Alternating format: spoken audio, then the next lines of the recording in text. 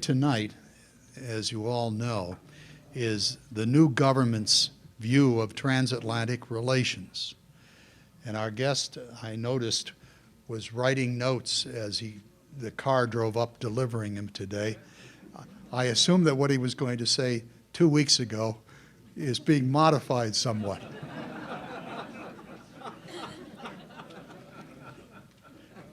Robbie Harris suggested that he's always amazed that we have timely speakers, and I, of course, mentioned to him that that's because there are disasters going on all the time. But we're delighted, absolutely delighted that our guest is with us. We do have a deep interest in the success of British politics, and the vast majority of Americans, especially those who have been around a while, have the highest regard for Great Britain and the alliance which we've enjoyed with her for so long and so well. And we're conscious of the deep roots of the American legal system and political system and other things which are lodged in the British tradition. And so we certainly bring to this evening a great deal of interest and positive attitudes toward that relationship.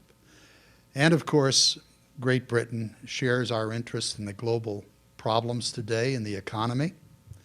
We have shared interests in the North Atlantic Alliance and in innumerable other questions of international politics, all of which our guest has volunteered to address as your questions may demand, in addition to his formal remarks.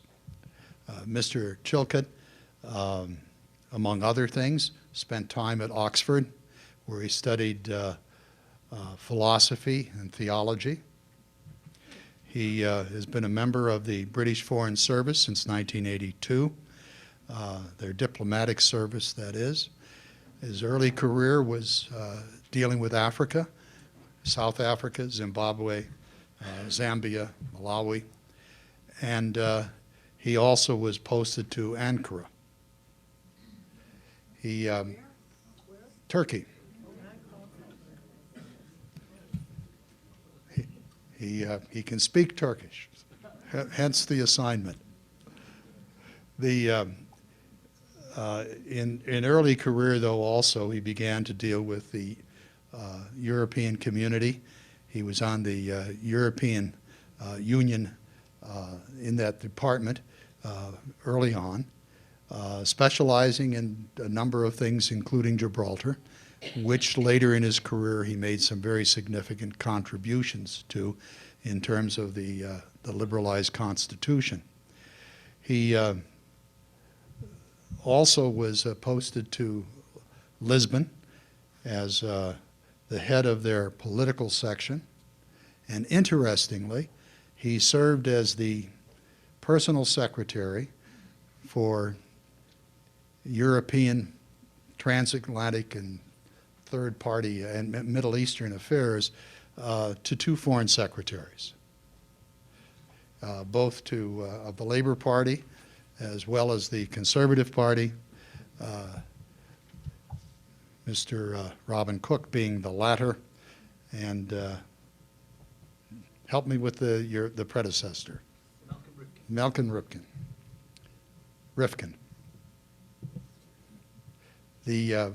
After that interesting experience, he was posted to Brussels, where he served in the British permanent representation as its external affairs counselor, participating in a number of interesting and major tests.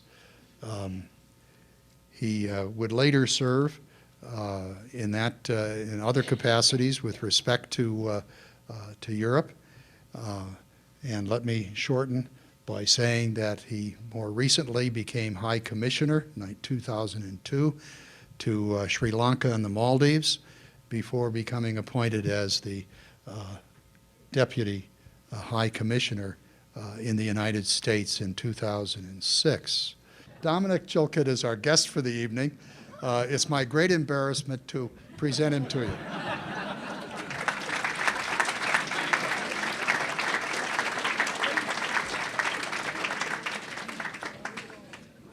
Well, good evening, ladies and gentlemen. It's a great pleasure to be here.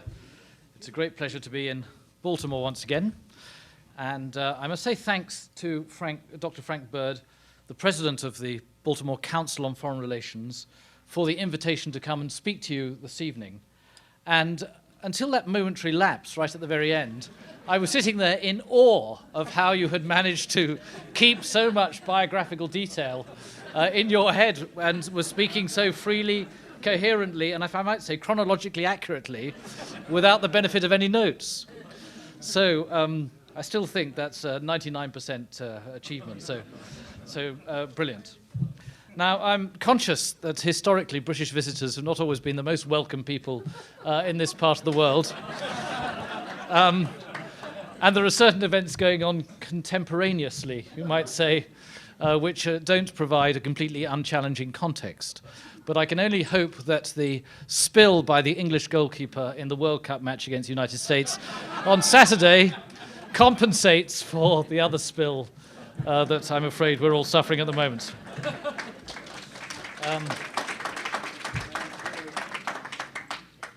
I'm joking, of course.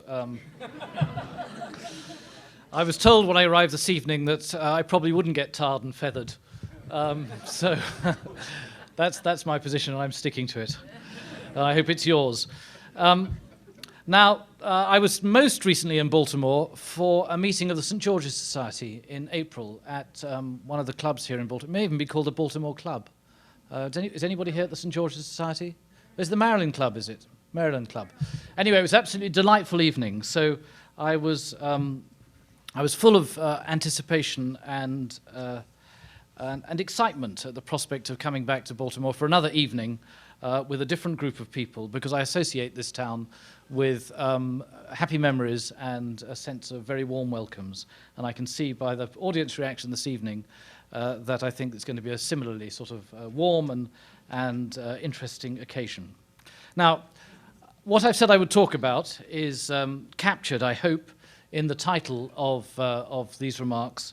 The title is How the New British Government Sees Transatlantic Relations.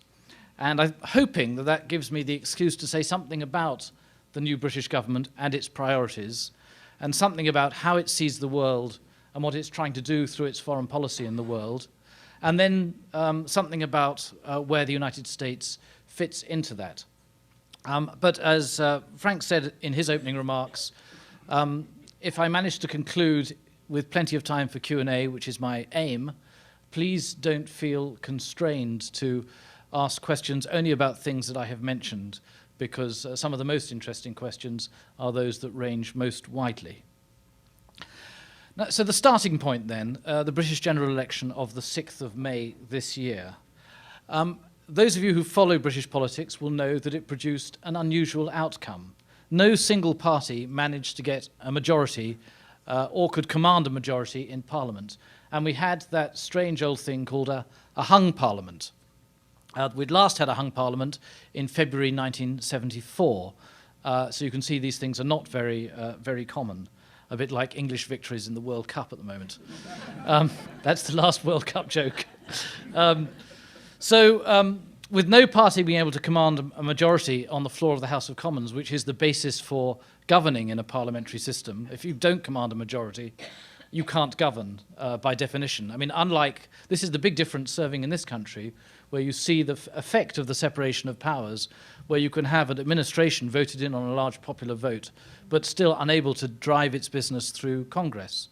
In a parliamentary system, because the executive sits in Parliament, there isn't this separation of powers, and you can only be the executive and the government if you have the majority and command the confidence of the House and can therefore drive your business through. The two things come together in our system. Anyway, we had no party in that position, and after a certain amount of humming and hawing and wondering what was going to happen, a coalition agreement was formed between the Conservative Party and the Liberal Democrats, the Conservatives being the largest party in Parliament and the Liberal Democrats the third. The Liberal Democrats, I should say, in parenthesis, and here's a bit of American influence already, the Liberal Democrats came out of nowhere in this election because for the first time in Britain we had television debates amongst the leaders of the main parties. So whereas before the system was, I was going to say rigged, but that's probably not quite the right word, but the system was oriented towards allowing the leaders of the two major parties to do their best to crowd out any space for any of the other parties, and in particular, the third party. But the fact of the television debates rewrote the rules of campaigning, and so for 3 nights, one night in 3 successive weeks, you had the leaders of the 3 parties standing there and presenting themselves to the nation. And this happened at a time in British politics when there was a strongly anti-incumbent mood and a feeling of a plague on all your houses towards the 2 major parties and to many MPs, partly as a result of a long-running scandal over the expenses that MPs had been claiming in the previous Parliament and indeed before that. And the Liberal Democrat leader, Nick Clegg, was able to present himself on television to the great British public as something fresh and new, campaigning, as it were, almost from outside conventional politics. And it gave his party a tremendous boost in popular support. And for a while, our public opinion polls showed the Liberal Democrats, according to some polls, ahead of the other 2 parties. And we thought we were likely to have a major upset. In the event, that bubble slightly deflated. It didn't burst, but it slightly went down. And although the Liberal Democrats did quite well in terms of the popular vote, they still came third. And in terms of the numbers of MPs returned to the House of Commons, they came a long way third. But nonetheless, when you combine the almost 60 MPs that the Liberals got with the just over 300 MPs that the Conservatives got, you have a comfortable majority. Now, the last time we had a coalition government in the United Kingdom was during the Second World War. So you can see again that this is an unusual happenstance in British politics. And in peacetime, at least, coalitions have not had a very happy history in that it has been the habit of coalition governments to be essentially a bit unstable because one of the parties in the coalition will find during the lifetime of a parliament a particular moment when it is on the up and its coalition partner is slightly down in opinion polls, and it will choose that moment to undermine the coalition, force a vote of confidence and a general election, and then hope to profit from the particular circumstances at the time. So because of that, this coalition agreement between the parties has brought in a constitutional innovation, which is that we will have a fixed term for the life of this Parliament of 5 years. This is the first time we've had a fixed term. We can predict, or I actually don't know the date, but we can predict the date of the next general election, which will be in the first Thursday of May in 2015. This is very unusual, again, for British politics. It's so unusual that a lot of commentators can't quite believe that the coalition will last a full 5 years, and that they expect at a certain point it might come unstuck. And if it were to come unstuck, then in a sense we may be going back to the old form of politics. But anyway, in this new form of politics, we have this certainty of a 5-year fixed term before our next election. And what was also interesting about this business of forming a coalition was how much these 2 parties, the Liberal Party, rather the Liberal Democrat Party as it now is, which is traditionally a party of the left in British politics, how much the leaders of that party and the MPs of that party found that they had in common with the Conservative Party, which is a party of the centre-right. And indeed, in sort of capturing this unexpected, it was unexpected for the people themselves when they got together and began talking, as well as unexpected for the commentariat, but capturing this kind of overlap of the Venn diagrams of the Lib Dem views on ideology and the Conservative Party's views on ideology, and why the overlap was so large. William Hague said that it was one of those happy coincidences of a group of socially liberal, progressive conservatives combining with fiscally conservative liberal Democrats. And actually, when you think of it in those terms, you can see in some ways why it's such an attractive coming together, because you feel you have people who take a very responsible view about the public finances, and more of that in a moment, combined with people who have a strong social element or component to their politics, that they want politics and government to serve those who are the most disadvantaged in society. And that, certainly in terms of British political tradition, that combination is a very attractive one. And at the moment, at least, it is a winning one. Anyway, the coalition agreement was formed within a few days. I think it was either 4 days or 5 days before they were able to announce they had this agreement, which if you compare to the speed at which coalitions are formed amongst our European partners, who are much more used to coalition governments, they often take weeks and months to form coalitions, or in Belgium's case, sometimes they don't seem to form governments at all. They manage to sort of get by perfectly well without governments for really quite long periods of time. Anyway, the fact it only took 4 or 5 days, I think, is pretty remarkable, as well as the wide measure of agreement that was formed. Now, there are points where they don't agree, and where they don't agree, the coalition agreement sets out what they will do and how the parties will behave. And, for example, if you look at the succession to our Trident nuclear deterrent, the Liberal Democrat Party, for a long time, their position has been that the successor to Trident is too expensive and we don't want it. And the Conservative position has been the opposite. So the agreement says, it doesn't hide these positions, but it says that there will be a successor to Trident. However, exactly what it is will be the subject of a value for money inquiry at the time. And the Liberals will be able to argue from their point of view that it should be something else, and the Conservatives will argue from the point of view that the successor to Trident should be, some submarine-launched system, rather as we have now. So, although there's a lot sort of baked into those few sentences of the coalition agreement, it's quite interesting about how, on something as important as our nuclear deterrent, parties who are in quite different positions can nonetheless find a way to come together and find a sort of common ground on which to govern. Indeed, there are some people who say that this mixture of these two-party platforms in the coalition agreement is better than the sum of the individual parts that were in the two original single-party manifestos. And no less a person than our new Prime Minister, David Cameron, described the agreement with the following words. He said it was a vision of the future and the values that inspire it that is strengthened and enhanced by each of the two parties coming together.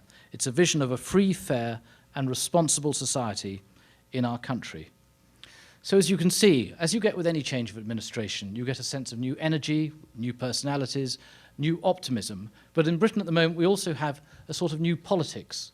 And it's a new politics that a lot of people find very encouraging. A move away from the old yah-boo, Punch and Judy style of politics, at least for the moment, to a politics of compromise and of creating something from different traditions, which is actually, in many respects, greater than from either one of them alone. And I have to say that the new United States administration has given the new coalition government of Great Britain an extremely warm welcome. David Cameron was only just through the door of number 10 Downing Street upon taking up his appointment as Prime Minister when the telephone rang and it was President Obama on the phone. Presumably his aides were watching on CNN as this all happened in real time and had the number ready on speed dial. And they got through to him within a couple of minutes. And similarly, Mrs. Clinton was the first foreign Secretary of State or foreign minister to call William Hague, our new foreign secretary. And there were similar very early calls right across the board, which I must say gave our new set of ministers in our new government a really warm glow of satisfaction. Now, the priorities of this new coalition government, let me quickly list them. The first one, and I mentioned this a little earlier, is dealing with the debt and deficit reduction. We have a record, for peacetime at least, we have a record debt or public spending deficit in the public finances at the moment. I think the prediction for this year is something over 11% of GDP. As I say, the largest in peacetime history. And this, although part of this deficit, a large part of this deficit, is due to the fact of the recession that we're just coming out of at the moment in the United Kingdom and the collapse in revenue from the City of London, which was a major tax revenue producer for the government in Britain. That's not the whole story. Quite a lot of it is what is being called the structural deficit, which even in the good times represented the difference between revenue and spending. with the previous government, arguably for good reasons, investing heavily in the public services, in the National Health Service, in education, in roads, transport, and other areas which they felt had been underinvested in previous years. But anyway, there is a structural deficit in our finances, which means that we are not on a sustainable footing. And the absolutely first task of this government, it makes no bones about it, is to introduce an era of austerity and to reduce the size of the deficit. Linked to that, another priority is to reduce the size of the state in the economy. Again, it's the feeling of the government that the private sector has been a bit squeezed by the growth in the size of the public sector, and the roles need to be reversed a bit, and the private sector needs to be given space to grow. Another area which may, on first blush, look in some tension with the previous two, is that the cuts or the reductions in the size of the public sector and the cuts that will enable the the deficit to be reduced are going to be progressive, by which the government means that a greater proportion of government spending will in future be targeted at the poorest and the least well-off in society. Do we have to worry about that alarm? I presume not. I'll carry on. Shall I carry on? Right, yes. Yeah. So power is going to be decentralized. Power is going to be devolved to local communities. The individual citizen is going to be empowered to be able to do more. Parents, for example, are going to be given the powers to create their own schools if they're unhappy with the schools that the local authorities provide for them. So there is a sense of empowering ordinary people, a sense of focusing government and government spending on the poorest in society at the same time as government spending overall is reduced. And there is a link between deficit reduction and foreign policy, which is an important one. The first priority of the coalition government is to reduce the budget deficit, as I've said. And the connection between the strength of our economy and our weight and influence in world affairs should be obvious. But the new Foreign Secretary, William Hague, said, "The restoration of our economic fortunes under a new government, with lower deficits, simpler taxes, and the opening up of Britain as the natural home for international business, is the indispensable foundation stone of the construction of effective foreign policy."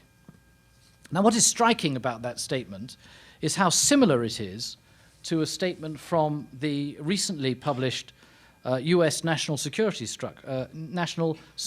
Strategy dated last month. And let me just read you a short passage from that. It says, on page 2, it says, "At the center of our efforts is a commitment to renew our economy, which serves as the wellspring of American power. The American people are now emerging from the most devastating recession that we have faced since the Great Depression.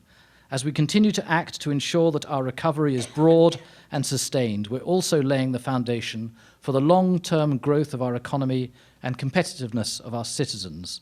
The investments that we've made in recovery are part of a broader effort that will contribute to our strength by providing a quality education for our children, enhancing science and innovation, transforming our energy economy to power new jobs and industries, lowering the cost of healthcare for our people and businesses, and reducing the federal deficit. Each of these steps will sustain America's ability to lead in a world where economic power and individual opportunities are more diffuse." In fact, it's very striking reading this document and hearing it being presented by senior officials in the State Department recently, how much commonality there was between the approach set out in this document, the US National Security Strategy, and the approach set out by the British government in foreign policy generally.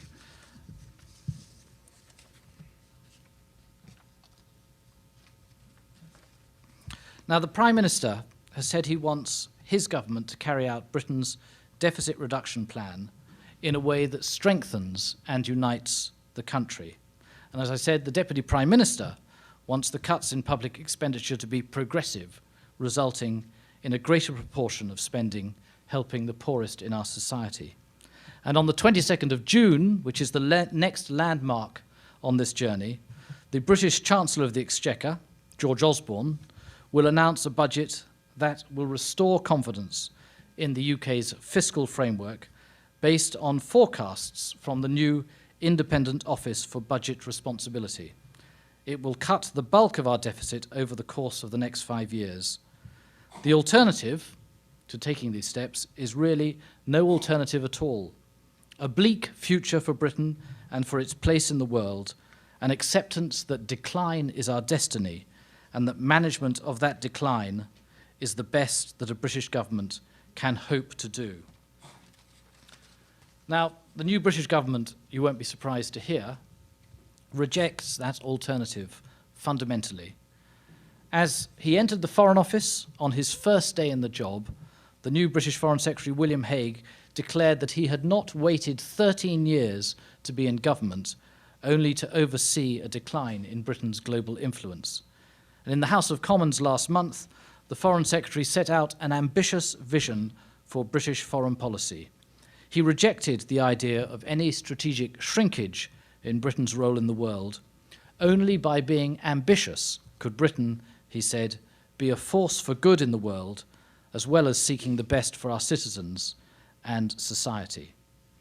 And I think now I want to say a little bit more about Britain's role in the world.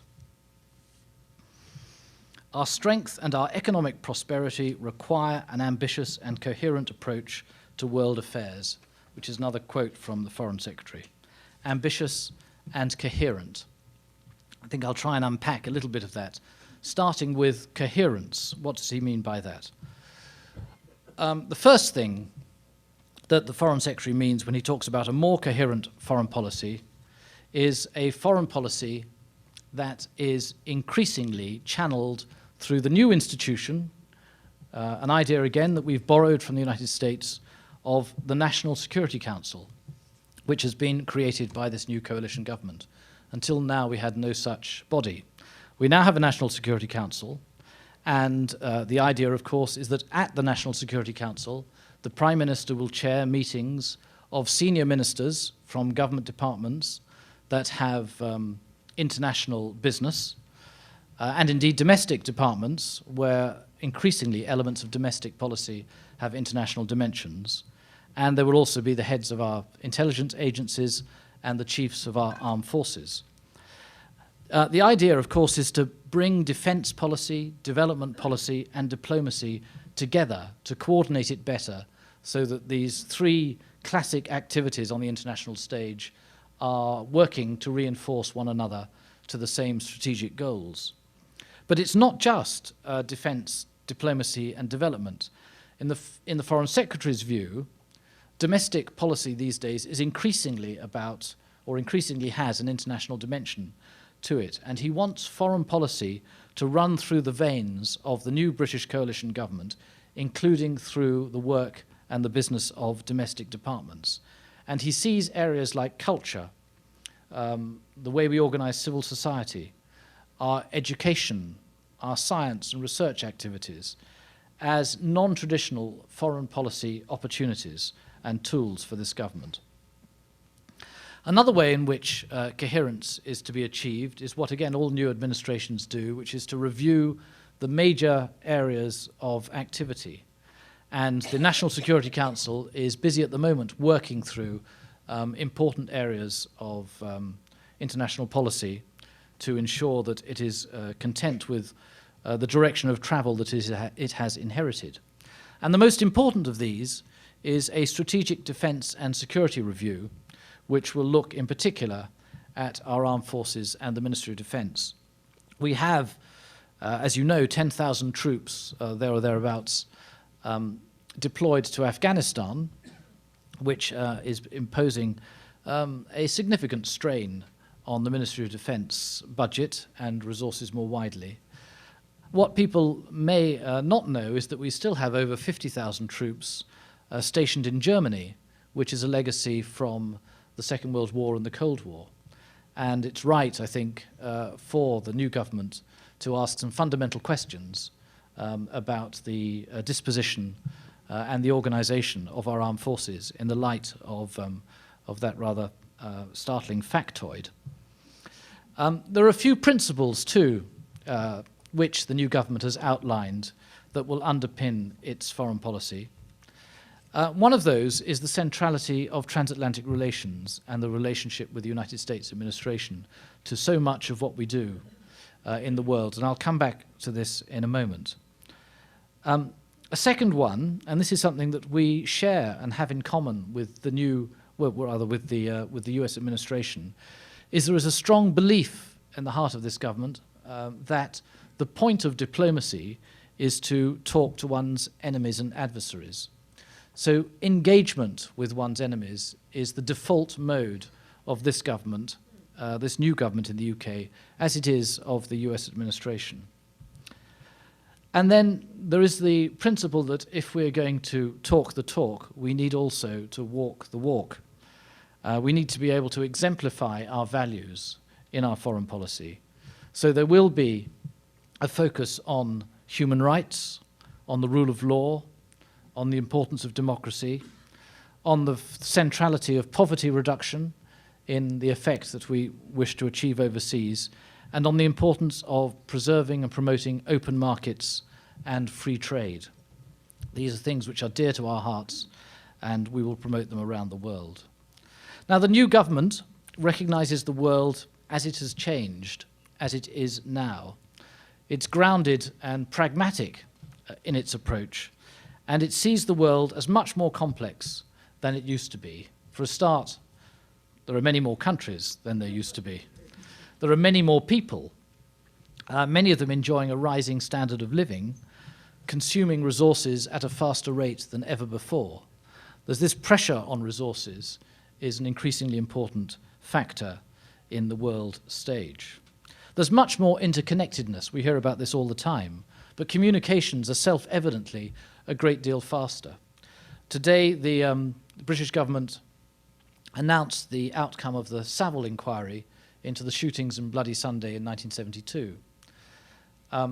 It's quite interesting that the Prime Minister of the day in 1972, Edward Heath, only heard about what had been happening in Derry, or Londonderry, on that fateful Sunday in 1972 in the evening at his country estate in Chequers as the news began to drip in. I mean, that's it's less than 40 years ago, but the idea now that something as important as Bloody Sunday wouldn't be immediately up on the 24/7 news channels and broadcast into everybody's house. It's unthinkable that something could take so long. That's just one example of how communications are these days instantaneous. Supply chains, of course, are global. So if you're in business, particularly if you're in manufacturing, you're likely to have a supply chain that stretches all the way across the globe. Air travel, of course, is much cheaper, which enables us to move around in greater numbers and greater distances than ever before. And these are all benefits of this more interconnected world that we live in, but as we all know, there are also risks associated. It's also the case that in the new world, or in the modern world, economic and political power are more dispersed than ever before with the rise of the emerging economies of China, India, Brazil, and the rise of stronger regional political powers like South Africa and many others. And we have to take account of all these factors. So it may be a commonplace that in our complex and more interconnected world, power is more dispersed than before. No single country can solve its international problems on its own. Many of the toughest problems we face, international terrorism, the spread of nuclear weapons, climate change, conflict, extreme poverty and underdevelopment, drugs and people smuggling, these require the international community to act together if they are to be solved. And mobilizing the international community requires leadership. And the United States is the indispensable country to provide that international leadership. The UK is also going to be an active member of the international community, protecting and promoting our national interests with vigor while standing up for the values that we hold dear. And the UK and US policies, as I've mentioned, on the international stage are very closely aligned So we expect to continue to work very closely with the United States across a wide range of international issues. But it will be the United States, the country that will provide the international leadership required to mobilize countries around the world to take collective action to address common problems. So what are the UK's top foreign policy priorities, and how does the United States and the transatlantic relationship relate to them? Now, I'm conscious it's already gone 6:30, so I will not spend too much time on these, but I have identified 9.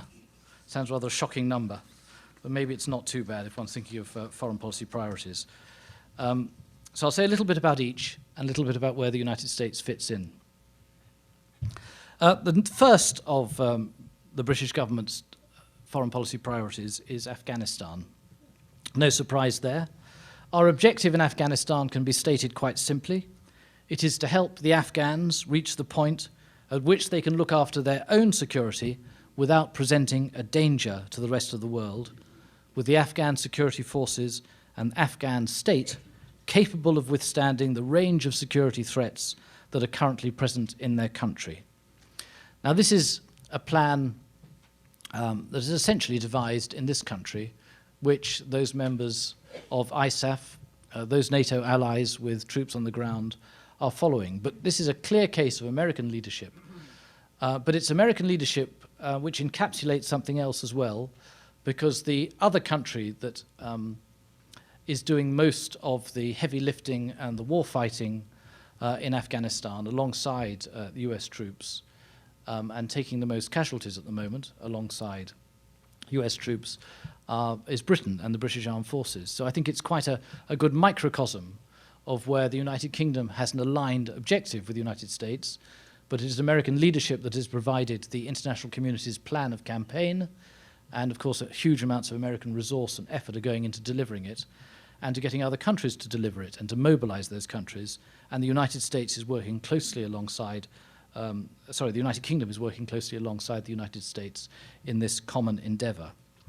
Our second biggest priority is to prevent nuclear proliferation in the Middle East, specifically Iran's acquisition of nuclear weapons that could unleash a cascade of nuclear proliferation and significantly destabilize the region. The UK was pleased that the United Nations Security Council passed a new tranche of sanctions against Iran last week, and we're working with our European partners to build on that United Nations action to adopt strengthening EU sanctions. This is another area where there's a United States lead. It's another area where a number of countries have come together, perhaps slightly unusual bedfellows, in that we have Russia and China involved, supporting this action at the United Nations and sharing a common goal of trying to prevent Iran from getting a nuclear weapon. There's also an important European Union element in this, in that for a while it was the European countries who had the lead in trying to engage the Iranian government to dissuade them from their path of confrontation. So there's been an important European position. Now, Europe remains important. It remains important because of the individual countries involved in the so-called E3+3 or P5+1 process.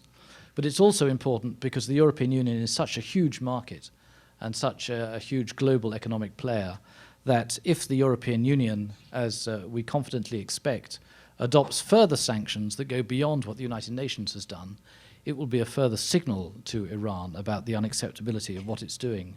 And here again, the United Kingdom has been working very closely with the United States on the one hand, but is also providing leadership within the European Union to complement the action being taken at the United Nations Security Council. Third area, the Middle East again. The British government wants to see urgent progress on a two-state solution to the Israeli-Palestinian conflict before the window for such a solution closes. Our goal is to secure a universally recognized Israel living alongside a sovereign and viable Palestinian state, with Jerusalem the capital of both states, and to have, at the same time, a fair settlement for refugees. Now, this is one of those areas where the United States is so far in the lead in terms of brokering negotiations between the parties that the role for the United Kingdom and for other European countries and powers is very much in the subsidiary supporting role. We'll continue to help shape an environment that facilitates that sort of negotiation and that kind of outcome, but essentially we don't try and interfere in brokering negotiations. So our role there is more in the background, but nonetheless important. And if those negotiations were to succeed, I'm sure there'd be a lot of support looked for from the international community to bolster such a settlement, and the European Union, again with the United Kingdom playing a leadership role within it, would stand ready to do its part. Our fourth area, or fourth foreign policy priority for the new government, is to deepen its alliances beyond Europe and North America. This is a reflection of the disbursement of power that I mentioned a little earlier, and a reflection of the world as it is now. We see this as a strategic necessity in order to engage and influence the emerging powers, gain access to new markets, secure inward investment, and maintain an open global economy. Brazil, China, Japan, and India are four countries, probably the four leading countries, with which we seek closer bonds. Now, in saying that, we're doing no more than what the United States administration is also trying to do, with obviously more resources at its disposal than we have. And in some ways, there's a degree of complementarity in our approaches which are parallel, and to some degree also there's a degree of competitiveness, particularly when you get down to the commercial aspects of developing those relations. But I believe the overall strategic interest is a shared interest in engaging those countries to become responsible players in the international system, to be partners that are willing to come together with other countries in the world to collectively address common problems. A fifth area is international development, where the British government is committed to achieving, after 2013, the UN target of spending 0.7% of our gross national income on overseas aid. I'm tempted to say this target has become rather easier with the shrinking of the British economy, but that would be perhaps a below-the-belt jab. Anyway, the key thing is the UK wants to be in a position of clear international leadership on development policies, as we have been over the past number of years, and we will continue to encourage other countries to live up to their commitments too. And when we work with organizations and agencies like the State Department and USAID and non-profit bodies in the United States, we get a very strong sense of welcome for the leadership that the United Kingdom has given on development over the years, and it's an area of priority for the new government too. And again, a commonality of interest. After all, there is plenty for us all to do. There's very little competition in trying to promote development around the world, except maybe in cases where it involves looking at trade policy, where we have traditionally had a more advanced position on opening our markets to developing countries than some other parts of the developed world. Closer to home, and this is number 6, the government will pursue a distinctive, active and activist, they describe it, role in the European Union. Now, I think this has less to do with the United States. This is much more to do with our own position within the European Union, which we want the European Union to be a success. I was challenged this evening by one of the senior members in this room about the euro currency tie that I'm wearing. And my only defense was that although Britain most certainly did not want to join the euro, and that had been set out clearly by the government in the coalition agreement, nonetheless, we want the euro and the eurozone to be a success because we need a prosperous, active market on our doorstep to do business with, and we have no interest at all in the euro failing or in the European economy or the eurozone economy failing. Outside the European Union, but within our backyard, as it were, the new British government has opened the door to an improved relationship with Russia. This, I think, smacks a little bit of the reset button that was pushed when the new or the Obama administration was first elected, and they wanted also to restart the relationship with Russia if the Russians were willing to do it. And we've said something similar, and there I think there's a lot of complementarity in our approaches. And also in our backyard, in the Western Balkans, there remains unfinished business in stabilizing Bosnia and in helping the process of reform in countries in Western Balkans so that they can look forward to joining the family of properly democratic countries with liberal free market economies and accession to the European Union one day. And this is activity which is strongly supported by the US administration. And indeed, the US administration were there at the beginning, driving a lot of the policy when Yugoslavia first broke up. And the last on my list of 9 subjects is how to make multilateral cooperation more effective. The international community, as I've been saying, needs to work together to address the challenges we collectively face. But our international system, for the most part, was designed more than 60 years ago in the aftermath of the Second World War, before the modern era of globalization and the networked world. We need to strengthen international institutions to reflect better the realities of our time and to ensure that they enjoy the legitimacy, particularly of the emerging powers, that they should see them as the vehicles within which they want to work with other countries to solve common problems. So those are the 9 priorities. Let me wind up now by making a couple of other points. I mentioned alignment of ideologies or alignment of interests between the United States and the United Kingdom. I mentioned the National Security Strategy, which is a document that might well have been written in London, although of course it was written in Washington. I think in so many endeavours, the new coalition government of Britain is going to be working extremely closely with the US administration. As I say, our goals are very closely aligned, but it's more than that. There's a habit of cooperation which has been firmly established over the years, and a cooperation that has been characterized too by an openness and a candor between the people working at the administrations of both sides.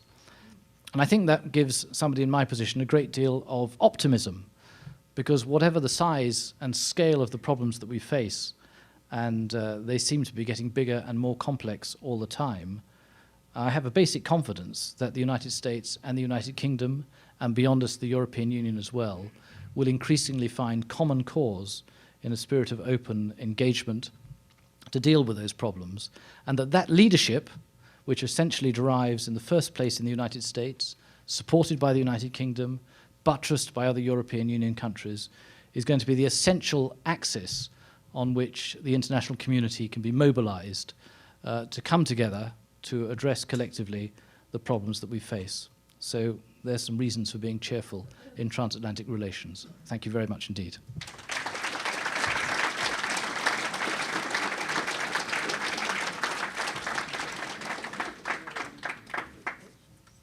Now, I think tradition has it that I invite anybody who would like to ask a question so to do, and I will recognize anybody who wishes to speak, and then I'm going to repeat the question so that everybody has the chance to hear it. Yes. What a very interesting question. The question is, what can I say about the emerging interest in sort of Celtic culture and Celtic language in the United Kingdom? As you will know, I'm sure, many of you, that the United Kingdom is 4 countries that have been united at various times in their history, either voluntary or not voluntarily. The Celtic people in Scotland, Northern Ireland, and Wales originally didn't speak English; they spoke their own mother tongues. And one of the features of the age that we're in the United Kingdom is a greater confidence in linking back to our original roots within the United Kingdom without fearing that somehow we're endangering the identity or the security or the coherence of our country. And this is partly a function of the fact that we no longer live in the Cold War. It's partly a function, I think, of the fact that we're now an established member of the European Union for so long that if you're Welsh or Scots or Northern Irish, you may feel that your identity or your home is preserved by virtue of the United Kingdom's membership of the European Union, and that is the the guarantee of your rights and your welfare and the social system that we have and all these other things, is preserved by the UK's membership of the European Union. So in that safer and more secure context, you may feel that you're able better to connect with your ancient roots, as I was saying. So I rather welcome. I mean, I'm only slightly Celtic. I'm a quarter Irish, 3/4 English. Although my mother's maiden name is Hopkins, which is a Welsh name, and her father used to say that he was convinced there was Welsh in his blood somewhere because he had a sort of fanatical interest in rugby union, which of course is a Welsh sport, as well as this Welsh surname. So maybe there's a bit of Welsh in me too. But I'm not a speaker of any of these languages. But I think it's wonderful that these languages are not being allowed to die. I'm a little surprised that the First Sea Lord, his website should be in Welsh as well as English. But maybe that's the way of the world. Certainly, if you go to Wales, you'll see the road signs in Welsh and in English. And in parts of Wales, particularly in North Wales, where they speak Welsh, a lot of the people speak Welsh as their mother tongue. The education is in Wales. The education is in Welsh. And if you want to be a teacher, you have to be able to speak Welsh in order to be able to teach in some of these schools. So there is a revival. I think less in Scotland and in Northern Ireland, but certainly in Wales, there's a revival, and I think it's wholly to be welcomed. The first question is the balance, certainly on timing, between deficit reduction and completing progress towards sustainable growth. And the second part of that was about whether any other member state of the European Union wants to leave the euro and join the pound. On the first part of your question, this is, of course, part of the public debate at the moment in the United Kingdom, is the question of whether, if you bear down too quickly on public spending, you remove demand in the economy, and then you actually end up with a worse result with a double-dip recession and all those sorts of problems. All I can say is we're very, very conscious, the government is very, very conscious of all those arguments, but it believes that you actually, over the lifetime of this Parliament, have to set a very clear course for the markets, not least for the markets to see that you're serious about deficit reduction, because there's too much history, not least in Europe, but not just in Europe, of countries having good intentions but not actually delivering them. So you're right, though, there is a balance to be struck. Timing is very important. Growth in the United Kingdom is a little over 1% at the moment, annualized, which is quite a lot under what it is in the United States at the moment. I think you're running at about 3%. On the other hand, in terms of sort of social anxiety, although that's not great in the United Kingdom, our unemployment rates are lower than they are here. And if you are unemployed in the United Kingdom, you have less worry about, still being able to pay for education and healthcare and all these other things. So the government is setting its course, and we'll know on June the 22nd how quickly it is going to try and cut the budget deficit. And no doubt there will be a response from the Economic Commentariat as to whether or not that is too much too soon, or too little and not enough, or just about right. But it's very much an important part of our domestic debate. On your amusing question about the pound and the euro, I'm not aware of any other country wanting to adopt the pound. However, I think whereas 10 years ago, 15 years ago perhaps, there was quite a hot debate, maybe only 10 years ago, in the United Kingdom about whether or not we should join the euro, I think recent events have, for most people in the United Kingdom, vindicated the decision not to join the euro. And I think we all feel glad that we're out of it at the moment, and that we're able, as one of the instruments to restoring economic growth in our country and getting out of the recession, is we're able to allow our currency to slide a bit, which is not an option for people in the Eurozone. Now, can I do this fairly? Who's had his hand up for a while? Go to on the right, gentleman on the right. The question is, can I think of any areas of disagreement or conflict between the United States and the United Kingdom, presumably in foreign policy? I'm glad to say there's a precedent for this question, because when William Hague was here, he came to Washington about 2 days or 3 days after he was appointed as Foreign Secretary in his first foreign trip, which in itself, I think, was a signal of the importance of the relationship to the British government with the United States. And he talked about this close alignment of positions with the United States. And he was asked a question in his press conference about the so-called special relationship, and the willingness to be able to disagree within that relationship, but nonetheless, without disturbing the overall sense of common purpose and candor. And he said, well, I've talked about the importance of being able to take different views on things, but at the moment, hand on heart, there's nothing obvious that I can see where we're misaligned, and I don't want to make up problems just for the sake of it. So I think I'm going to stick with the Foreign Secretary's words.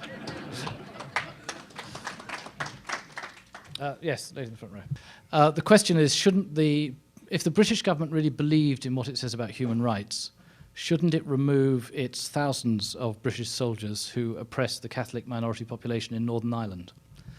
I think that was about right. Well, I have to say, I think there may have been an argument some years ago that the British Army in Northern Ireland was more on the side of one community than the other. I think it's an argument that, for the most part, the British Army would refute, although I have to say that if you look at the Saml Inquiry's conclusions on Bloody Sunday, where it says that all of the killings that took place on Bloody Sunday were unjustified and unlawful, that's a pretty damning criticism of the British Army's performance, at least on Bloody Sunday in Derry. I think if you look at the role of the British Army in Northern Ireland today, there's no active, I'm not quite sure what sort of operations you would call it. The British Army went back to barracks in Northern Ireland a number of years ago as part of the progress being made under the Good Friday Agreement and in the policy of devolution. And I think what is interesting now, particularly if you look at what's happened after the Bloody Sunday inquiry, is that the responsibility for law and order, for justice, home affairs and policing is now devolved to the local authorities in Northern Ireland. So there's a very high degree of devolution there. And I think the presence of soldiers on the streets is part of the old, bad days that thankfully have passed. And I think, we all have a common interest. Whatever conclusions or interpretation we have of those days of the Troubles in Northern Ireland, I think we all have a common interest now in supporting the peace agreement and the devolution settlement, which has brought about this era of normality for Northern Ireland, increased investment and greater prosperity for the people. And that's the way I think the vast majority of people in Northern Ireland feel these days. A nice, thorough presentation of the overview of British foreign policy and graceful answers to questions for which we're appreciative. Thank you so much.